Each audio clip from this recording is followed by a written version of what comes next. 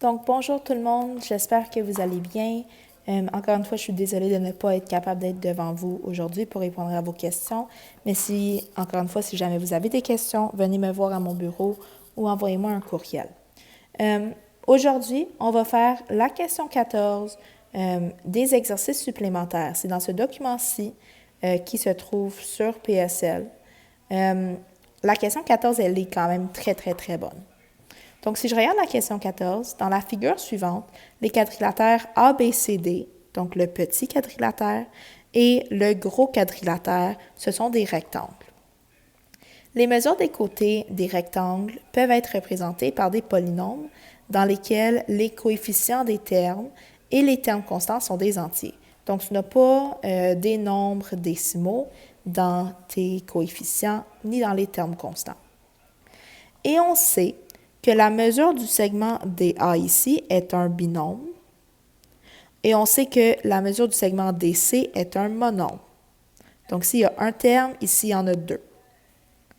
L'aire du rectangle ABCD est représentée par le binôme 21x à la 2 plus 15x. Donc, l'aire ici, c'est 21x à la 2 plus 15x. Le périmètre du rectangle ABCD est représenté par le binôme 20x plus 10. Je sais aussi que DA et AE mesurent la même chose. Donc, DA et AE mesurent la même chose. Je vais aller mettre une petite ligne pour me dire que c'est la même expression algébrique. Et je sais que CG, c'est 2x plus 6. Quel binôme représente le périmètre du rectangle DEFG?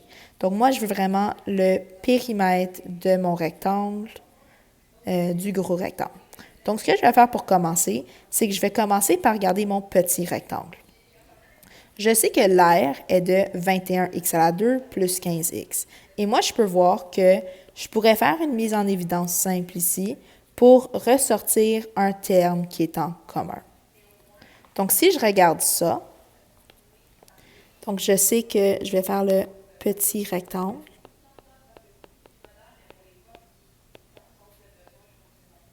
Donc, l'aire, c'est 21x à la 2 plus 15x. Et puisqu'on me dit que les termes et termes constants sont des entiers, je sais qu'il n'y a pas de chiffre à virgule. Donc, si je fais une mise en évidence simple, avec 21x à la 2 plus 15x, le terme que je peux sortir de ça, ça serait un 3x. Et ça serait mes deux, soit ma hauteur du rectangle et ma base du rectangle. Puisque je sais que ma hauteur est un monôme, donc ça serait 3x ici. Tandis que le binôme ici serait de 7x plus 5. Et je peux aller vérifier. Puis on me dit que le périmètre est de 20x plus 10 de mon petit. Donc, si je regarde le périmètre, donc ça sera ma vérification.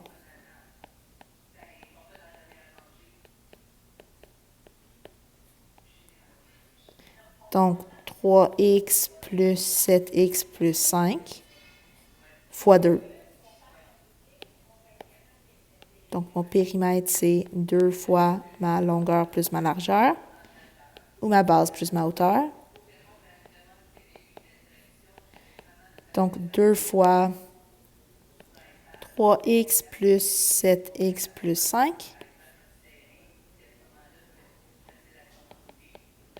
Mes termes semblables, 3x plus 7x, ça ferait 10x. Puis, si je distribue 20x plus 10. Donc, ça serait mon périmètre et je peux voir, c'est ce qui est écrit dans la question. Donc, ça, c'est super.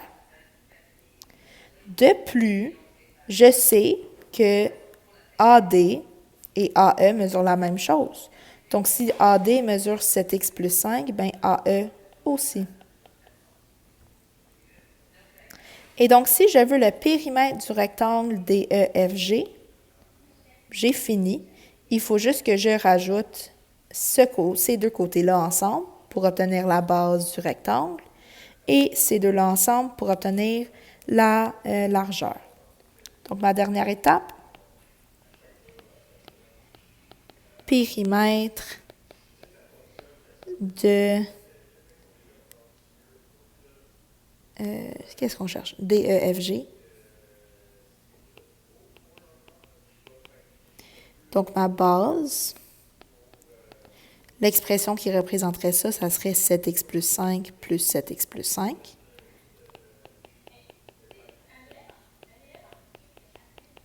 Donc, ça, c'est 14x plus 10 en mettant mes termes semblables ensemble. Tandis que ma hauteur, c'est 3x plus 2x plus 6. Et ça me donne 5x plus 6. Et donc, si je veux mon périmètre, désolé tout le monde, j'enseigne en secondaire 1, donc je me mélange, j'oublie de mettre les... J'oublie de ne pas mettre les multiplications. Donc, ma base, c'est 14x plus 10 et ma hauteur, c'est 5x plus 6. 14x plus 5x, mes termes semblables, ça fait 19x. Et 10 plus 6, ça fait 16. Et donc, si je multiplie chaque terme par 2, ça fait 38x plus 32.